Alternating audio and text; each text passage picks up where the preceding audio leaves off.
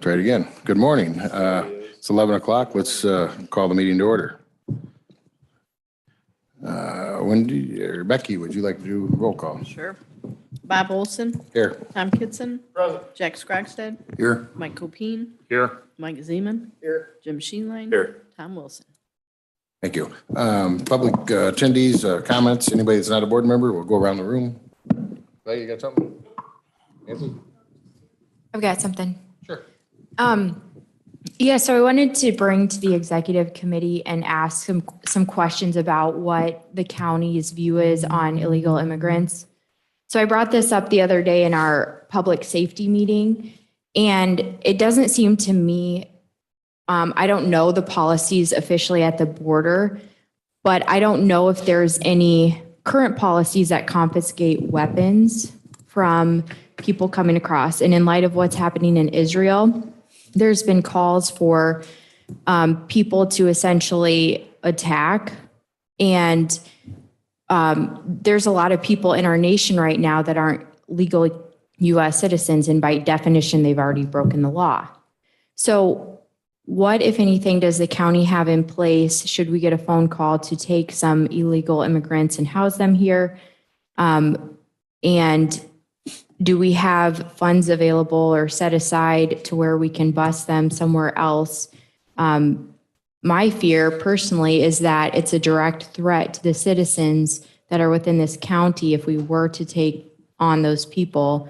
Can you speak to that, Bob, or executive committee? Well, I think that's something more for Charlie or Clay, I think. So I don't set policy for the county. but we don't have anything right now is where I'm going with that, right? Correct, because it's going to be a little bit hard for you to say that the county's doing X, Y, or Z and then telling Clay that he can't do something because he's a constitutional officer. He's going to do what he's going to do to support the Constitution.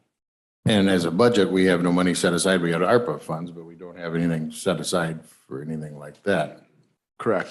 I think it was I guess it's a broad question that I don't think can be easily answered because are we talking about the county being some type of sanctuary county? Are we talking about the county as just response to getting notification of somebody that's an illegal immigrant here and what the posture is going to be? And then there's certain factors that we can and cannot do. We can't house certain ICE violations. We can't, just arrest somebody on site for it because there's also ramifications and factors taking place when it comes to amnesty. So it's not as simple as just illegal immigrant policy, I guess I should say. And they're not going through some kind of checkpoint coming into the county. So how would we regulate that, I guess would be the next. Yeah, As far especially as because we're not just like a border town. Yeah, as far as weapons or something like that, I'm going, you know what I mean? That. And then there's federal oversight with that too. If I remember correctly, there was a law passed in Illinois that we could not detain somebody for illegal immigration status and then wait for them for INS or ICE to come pick them up. My understanding, we could not do that. If we had local charges, we could hold them on there. And I know there was probably a neighboring county that kind of skirted that a little bit and curtailed their paperwork a little bit longer, waited for ICE to come and get them at that particular moment. But I don't think we can detain anyone to have them exported or taken out of here. So I think that's the Illinois law, which we need to change Illinois law, but we can't change Illinois law.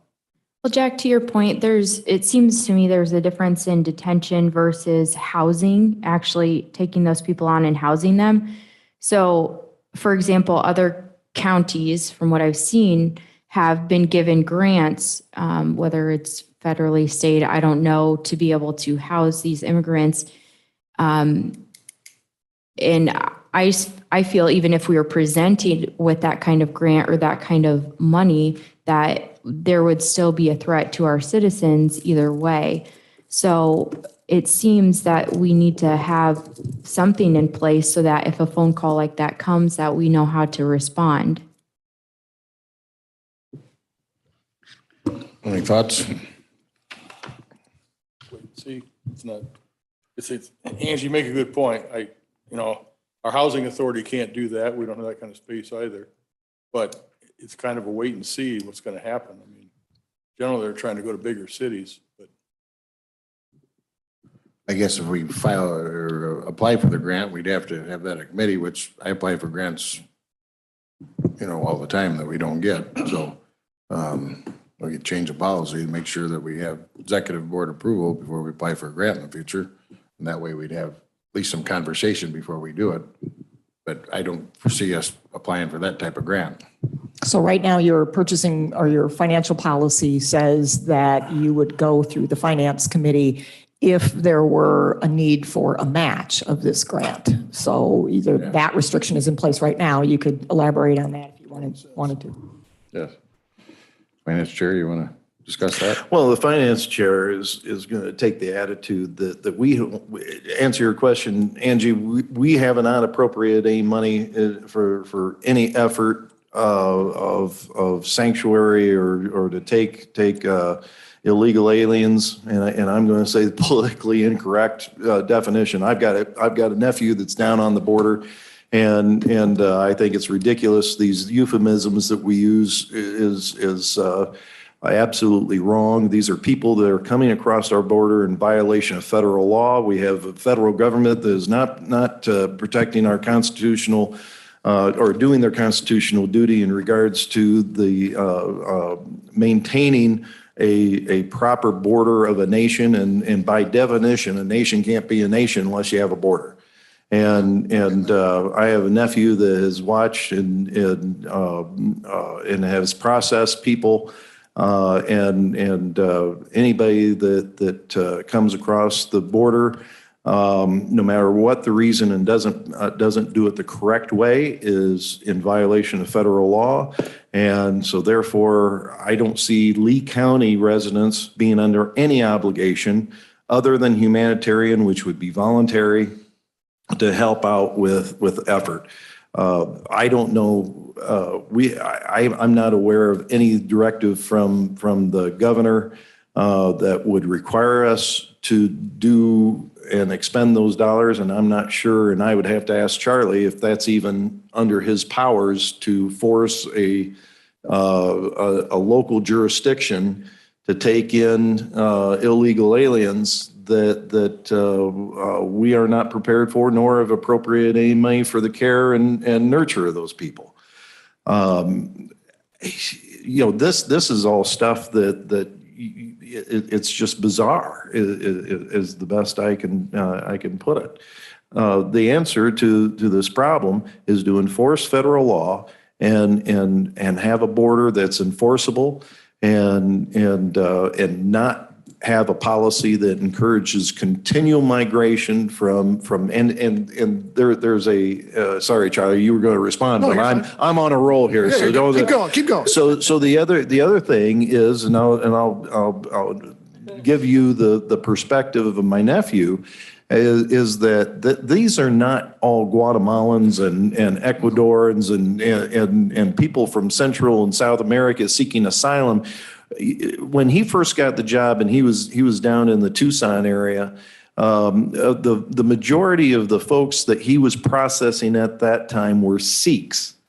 And if you know, Sikhs are a sect that span between India and Pakistan, and they're a persecuted minority. And they could not access the U.S. Embassy, and they were actually being transported by the Russian mafia to central Mexico, and then the coyotes and the cartel were bringing them to the border. They happened to be a wealthy sect, so they were able to pay these groups to get them to the border. My nephew carries a card that has common phrases in 40 languages. 40 languages. So let that sink in, and because they make those cards for a reason, because that's what's, it's not just what the media likes to portray is going on down there. I think your comment is dead on, Angie. I don't understand. I think there is a threat if the governor of this state tries to foist illegal aliens upon the communities that are unprepared for this to house and care for people. Chicago made a decision. They're a home rule jurisdiction. They made a decision that they were a sanctuary city. I think it was genius of Governor Abbott to spread the pain that his state is experiencing down in Texas to these jurisdictions that make a grandstand, but yet do not understand what the total impact is. Now they're feeling the impact. But that does not give them the right to foist their decisions onto us. So soapbox done. Now Charlie, have at it. I don't even remember what I was answering there. I mean, you brought up the point of the governor signing on a law that requires us to do that kind of thing. Obviously, that's speculative at this point, and we'll address that as it comes down the pike. And I don't want to speak for the sheriff, but we took oaths when we took our constitutional offices. We're going to make sure that we uphold those oaths. And again, not speaking for the sheriff, I don't see us following something that we would deem to be unconstitutional. We're a rule of law kind of nation, and we're going to make sure that we do what we're supposed to do and make sure that we follow the procedures we're going to, just like we talked about with the Safety Act, we've talked about with the firearms legislation that went through that was actually being fought at the Supreme Court as well. There are things that we will do to fight those things if they come across our desks, and I know that sheriff feels the same way about that. And I think it's fair to say we have no interest to be in a sanctuary county, per se. Yeah, I think we've gone down that path before. Yes, so, I don't know if we answered your question, did we? I believe so. It's helpful discussion. Yeah, So thank you. definitely. I see you coming late. Do you have something you wanna? Okay. Thank you. Nancy, Keen, you got anything for us? All right, thank you. All right. We'll move to the approval of minutes. Is there any corrections, changes to the minutes of September 14th meeting? If none, we're going to let them stand as read. We'll go down to reports of committee chairs. Mr. Zeman, would you like to do the claims? Yeah, sure. Claims met on September 20th at 9 a.m. here. We approved 67 claims and forwarded all 67 to the full county board. We met again on October 4th. We reviewed 58 claims, one rejection, split claim. We solved it in-house.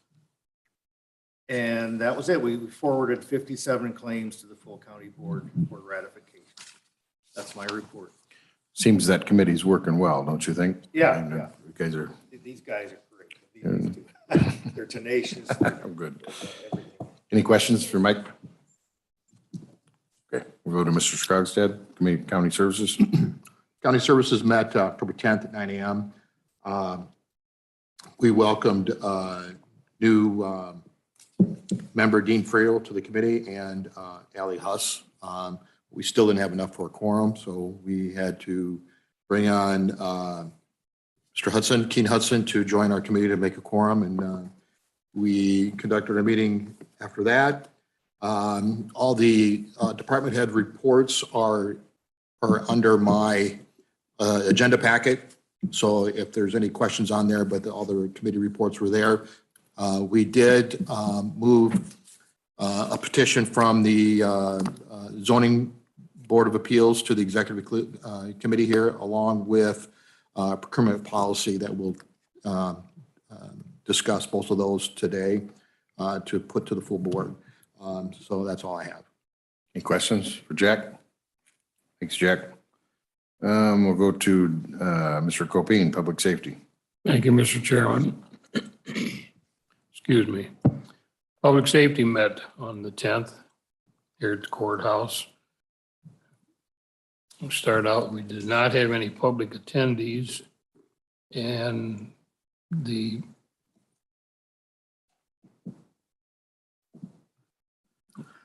we did approve September's meeting minutes. Animal Control gave a brief report that there's a large influx of dogs and probably cats at the shelter, and they're having a little bit of a challenge handling that right now. Circuit clerk monthly report. Amy walked the committee through the monthly report that she submitted from the circuit clerk's office. That particular report is available through the packet for your meeting minutes and everything. Judges, coroner, and public defender did not have anything.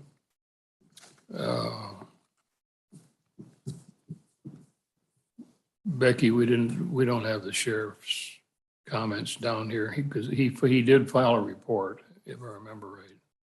So I think, is it on the backside? Sorry about that, I apologize. Okay, I'll go on to emergency management monthly report. Mr. Lally walked the committee through the monthly report that he had submitted from the EMA office. The report will be attached to the minutes and will be in October County Board agenda packet. Probation monthly report. Stacy was not able to attend the meeting, but did submit a detailed report from probation department. The report will be attached to the county board meeting packet also, as well as the sheriff did the same thing. The sheriff submitted a detailed report from the sheriff's office. The report will be attached to the county board meetings packet as well. He will be losing 3 members of the department, 1 due to retirement.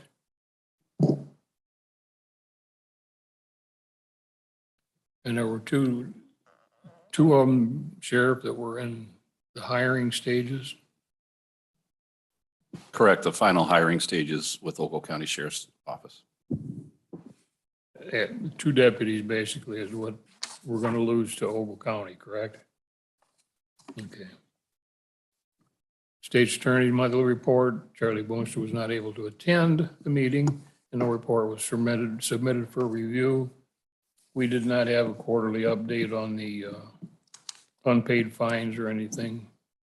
Report of abandoned properties focus. There was no report from the focus group, and no news was reported regarding any specific property. Wendy Ryerson explained that there is a resolution coming to the executive committee later in the week that would officially approve county's participation in the Strong Communities Program, Round 2 grant, that was awarded to the county in September. The grant focused on the mitigation of abandoned residential properties and was a collaboration effort between the county, city of Dixon, and the village of Franklin Grove. The amount requested from the grant was over $500,000. The amount awarded was $154,000. Wendy also noted that the current properties being considered for mitigation by the county are commercial properties and would not be covered by the grant funds that would be received. Unfinished business, there was none. New business, there was none, and we had no request for executive session. Do you want me to make the comment, or is it proper to make the comment that I did at the meeting the other day as far as my actions when I left the Dixon area, looking at the 4 properties? It was not out of line. I'll just go back. When I left here from the meeting the other day, I went down and checked the Eldina School. The Eldina School is currently unsecured and needs some action taken there. And then proceeded from there, went down to the corner of the intersection of Robbins Road and Route 30, of which I can't come up with a viable description other than it's deplorable of the condition that it's in, and we need to take some action there. If anybody can find the vehicles to get the information, we need to deal with vehicles and then maybe the property too. Let's see, from there I went down to the old Eldina Nursing Home. I did not go back onto the property. I was kind of leery since the property's posted, but there has been no action. I did check in zoning. There's been no response to the first communications that was sent out. And I asked Dee if they would please make another attempt to get a reply or a response back from the property owner. My understanding is the property owner resides in the Aurora area. So we do have location information to make that contact. The last stop was the Lee Center School. The Lee Center School, thanks to the help of the sheriff as far as securing the building, we had a second window broken out quite a while back, but that since has been secured, closed up. And other than looking like a jungle, like some of the other properties, it still remains in limbo over further action to be taken on it. So Wendy, if you have any comments on any of those properties, feel free. Otherwise, that's Only thing I would say, Mike, is that we did, following the meeting, have a conversation. It's time, I think, to get the informal group that's working on abandoned properties maybe back together and just give them some of those updates if they haven't been in attendance at the meetings and kind of heard what you said. So we're planning on doing that in November, and that meeting would be Friday, November 10th at 2 p.m. So, and then we can just kind of run down the checklist and see what the status is of all of them. one new thing that has come about on one of the current properties that's got action moving on it also was the old hotel at 251 and 30. Excuse me, I'm sorry.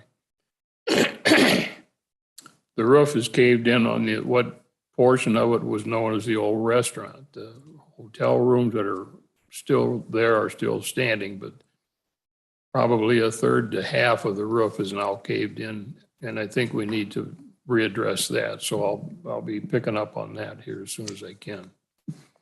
Other than that, we made an adjournment at 11:03. If anybody has any questions, I'll be glad to try and answer them. Questions for Mike? Thanks, Mike. We'll go to Facilities and Maintenance Committee, Mr. Friel. Thank you. We met at 3:02 on the 10th. Myself and Jack Scrogstead were here in person. 3 other members were here on Zoom. After the fact, we didn't take any actions because now we find out that doesn't constitute a quorum. You actually have to have 3 people on site, and there wasn't someone to draw from, which normally there is. So my apologies for that, but we did have we listened to Jeff's report. I think it's in your packet. Obviously, the south entrance is now done. They're waiting on doing some landscaping there to dress it up a little bit. I think it looks good. He's got the new preventative maintenance program, work request system. He's having to enter everything into it. That'll go from there. I'm sorry. I killed it. Sorry about that. The only other thing is we spent a little time, there was some concerns about the food pantry, the recyclable area down there. We just had a general discussion with all 5 members. I mean, right now we're of the point, we're just going to improve the signage, but signage is there. You know, you can't read it if you're standing in front of it. See if that helps. I did talk to Dave Anderson. I said, how often does this, do you have problems with it or whatever? I said once a month. He said, no, probably not that often where people are dumping stuff they're not supposed to. So there's all kinds of ideas thrown out, but right now that's where we're at. We're just going to see if improving the signage, there's talk of moving it. There's pros and cons to that. So that's basically what our discussion was. So any questions I can answer? Any questions for Dean? Oh, thanks, Dean. Finance, Mr. Sheeline. Thank you, Mr. Chairman. Finance Committee met this morning and got done about a quarter till 11. I had got Tom Wilson on my mind. I don't know why. That's a scary thing. Oh boy. But Paul gave the treasurer's report as far as this month's numbers are. We're still going to probably end up with a slight surplus. We're going to meet last year's budget, have a small surplus if we have the last 2 months come in. So then we had lengthy discussion in regards to the budget. We did have from what is presented to you on onboard, there is one minor adjustment. Clay Sheriff made the decision to request a trailer for his EMA department to haul some water barricades. And after a lengthy discussion, that was approved. So that will be included in this fiscal year, or not in this fiscal year's budget, but in the 24 budget as part of capital expense. It was also, so the budget is done. It is I was characterizing it as the revenues as a neutral revenue budget. Paul said that was a dysfunctional or bipolar on my part, but it is Passive aggressive. passive aggressive. It is and we'll be prepared to make the presentation next week. We'll probably have to go into executive session, Mr. Chairman, on some discussion, some aspects of the budget, because we're going to have items that will need to be discussed that are sensitive. And anyway, if there's any questions from the committee in regards, but it has been moved up to executive to be put on the full agenda. Then we also did the levy. No changes to the levy as presented, as put together by Wendy, was made after lengthy discussion in regards to the levy. And we adjourned. So that was our meeting this morning. Listen, any Any questions? questions? Okay, thank you. Thanks, Jim. Okay, let's move on down to old business. We have property liability insurance. I don't have anything on this topic. Do you, Wendy? I think we just got it. It's on there. It's old business. We'll go to B, old business, new administrative hire.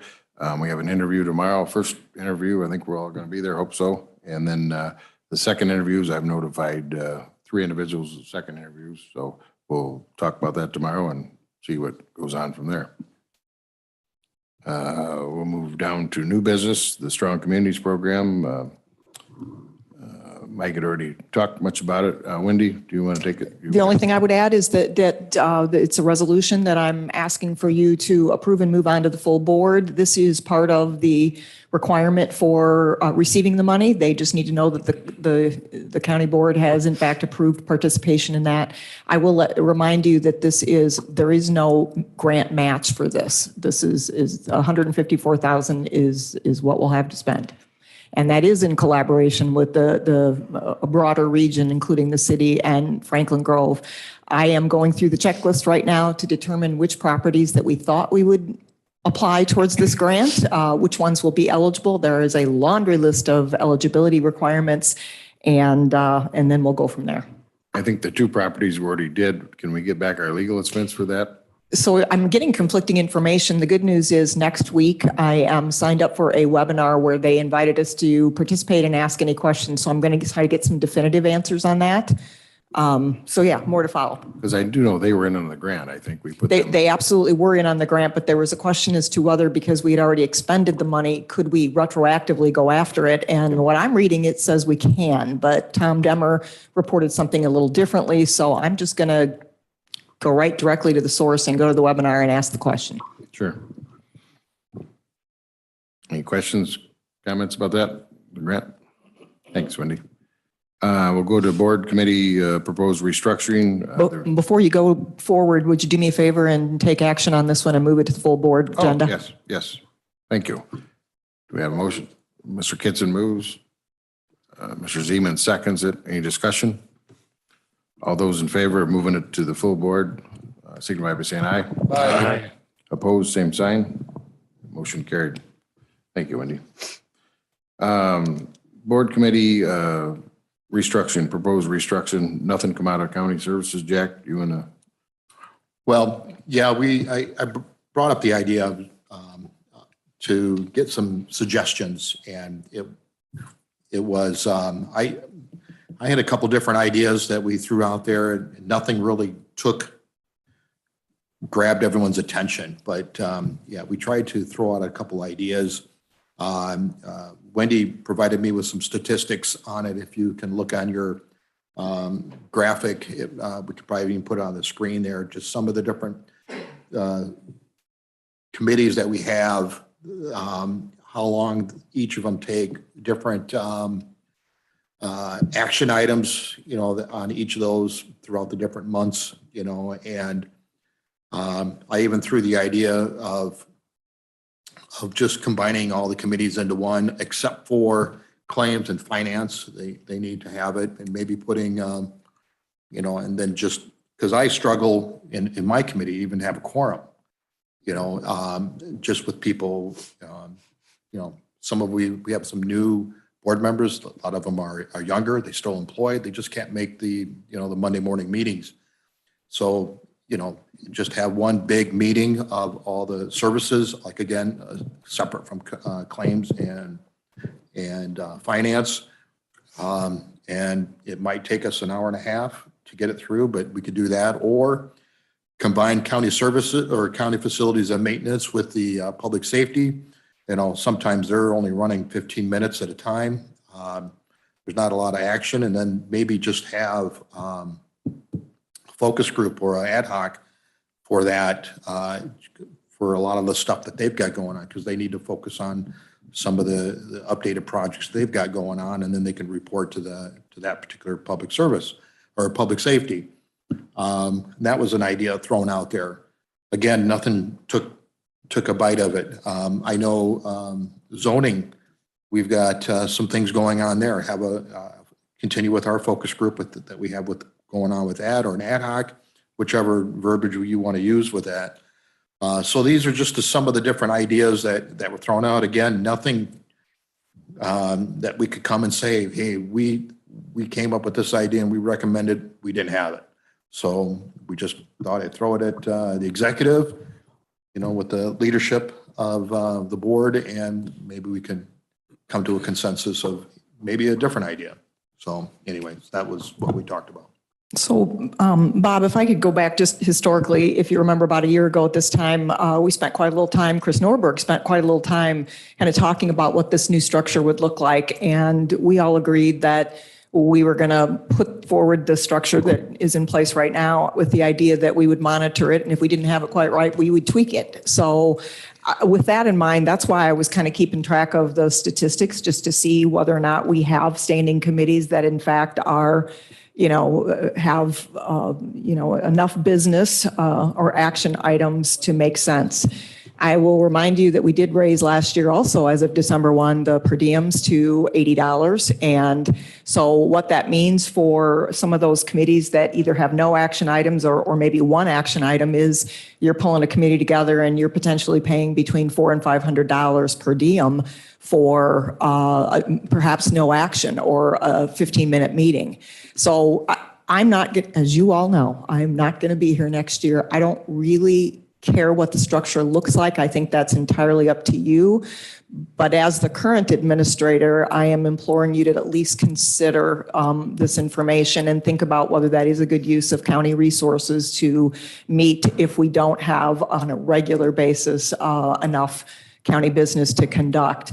The other thing, in addition to the $400 to $500 I mentioned in cost, is staff time.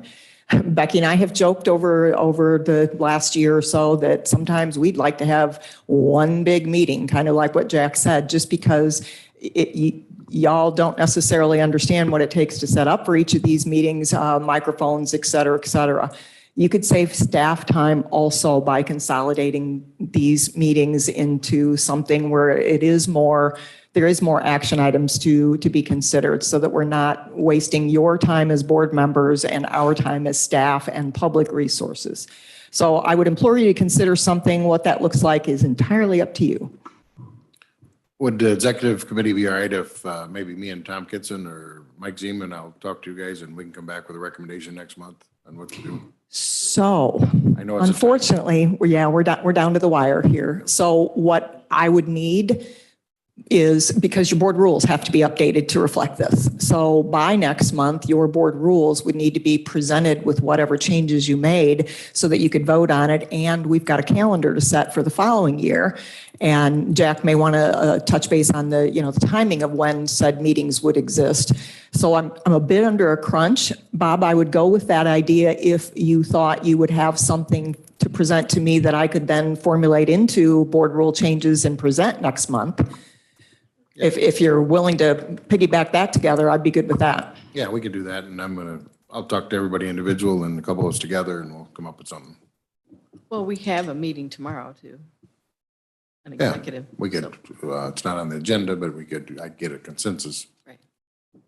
So we might do that. Thank you. You're welcome. No, we don't.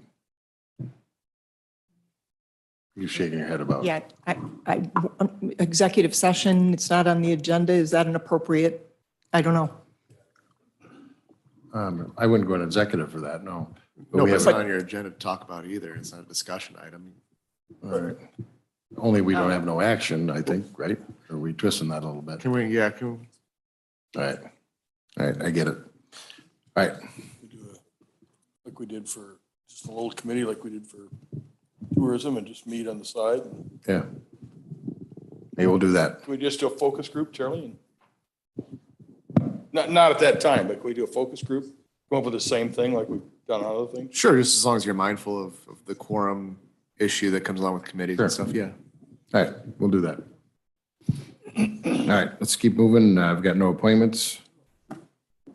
No questions on the last. We're good. We'll go no appointments. We got raffle reports. We got 5 raffle reports on the agenda. Walton Fest Charity. September Walton Fest raffle report. Is that 2 different ones or? Yes. Okay. September Home of Hope Golf Outing. September Porky's Tap raffle report and last alarm. Is there a motion to put these 5 on file with the county? Mr. Kitson moves. Mr. Scroggstead seconds it. Any discussion? If none, all those in favor signify by saying aye. Aye. Opposed, same sign. Motion carried. Review of the per diem. Everybody get a chance to look at that. We're good with that. I think we're good, Becky. I Looks haven't good. had any corrections to it. Oh, nope. I go to executive session. It says verification of topics to be included October 19th, county board agenda. I think we just go in executive session. We don't need, we're going to need, Mr. Sheeline will give us what we need to talk about at that point. Say what? I'm looking at executive session. You got verification of topics. Oh, no, the executive session would be for executive committee. Are you talking about county board? Yeah. That's on the sheet. Yep. Okay. So you can just skip past that because we don't have one for this Okay. meeting. All right. We're done with that? Yep. We'll move to setting the county board agenda items. Everybody okay with this? All right. I'm just going to read through them. Call the meeting to order, pledge allegiance, of course, the invocation, the roll call. We've got a couple, we got 25-year acknowledgement for Lois at the health department and 25-year acknowledgement for Amy at the circuit clerks. Approval of board minutes, no Joseph Meyer resolutions. We do have zoning and planning. We got 1 petition. First State Bank, want a variance for property setback in Brooklyn Township. No petitions going to planning. No petitions coming from ZBA and no petitions coming from the Planning Commission. We have Wendy's monthly update, board member comments, public comments, county organizations, the reports of committees, unfinished business, new business. We have the levy ordinance, and we got to hold that over to November. The budget will hold over as well. We need to add lots procurement policy. Mhm. Do you have that, Nancy? I do. Okay. None appointments as far as now. I guess that's what's going to be, is none.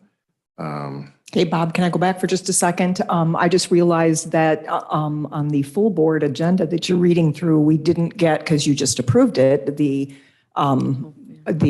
Strong Communities Program grant needs to be added. So Nancy, would you take note of that and add that under new business? Yes. Thank you. Good catch. Anything else happen out of finance today we have to have on there? No. Okay, because we got the budget, we got the levy, but I mean, anything else? Want to ask around that trailer one more time, or you want? No. Okay. I know Clay wanted to. I didn't know if he wanted to. I think I can answer for Clay too. No. Just checking. I don't want to leave anybody left out. Executives, ripping that Band-Aid off a little bit. Executive session, we will definitely go into that. I'll have to get you what it's for. Okay, It'd be under negotiations. Okay, got that, Nancy. okay. Approval of county officers' reports, the treasurer's report, monthly revenue reports, claims paid, vacation payroll paid. Approval of member mileage and per diem, the adjournment, and motion to approve. Do I have a motion to approve this agenda? Mr. Sheeline moves. Mr. Kitson seconds it. Any discussion? All those in favor, signify by saying aye. Aye. Opposed, same sign. Did you Motion say carried. Kitson was second? Mr. Kitson did. Okay, thank you. We need a motion to adjourn. So moved. Mr. Cobain and Mr. Scroggs said, all those in favor?